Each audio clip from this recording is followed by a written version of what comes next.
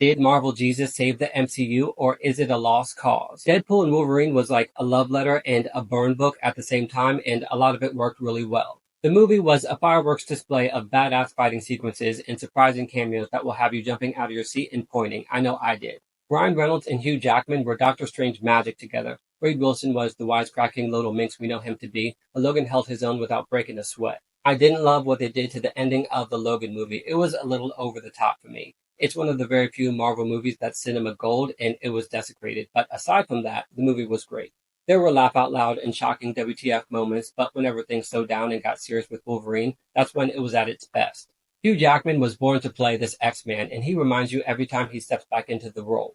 He had tear-jerking scenes that brought me back to the movie Logan, and when he got mad, he got Wolverine mad. He was not phoning this in. It shouldn't have taken this long to get Wolverine into his comic book accurate costume, but it was glorious to see, and I will always thank Deadpool and Wolverine for this. Because here's the thing, it's fan service, but sometimes fans deserve to be serviced. It's an iconic costume that's important to the character and to us. The movie made the costume an integral part of the story, and I really appreciated that because it represents our love for Wolverine. Emma Corrin was perfectly cast as Cassandra Nova, the Omega-level mutant who went mad with power. And even though this movie was stuffed, I would have liked to have seen more focus placed on the other villains. The TVA sections were used thoughtfully and created a foundation for this multiversal story. I'm a big Loki TV series fan, so I ate this up. I wouldn't say Deadpool saved the MCU, but notes need to be taken from this movie. This was character-driven and bold and fits right in line with the other Deadpool movies. Superhero projects need to have their own identity. They shouldn't feel generic or cookie-cutter or repetitive. They need to commit to the concept. That's what Deadpool and Wolverine did, so I give it a 9 out of 10. The love of Marvel is real. This has been a Virgo Blade production. Favorite and follow for more content like this.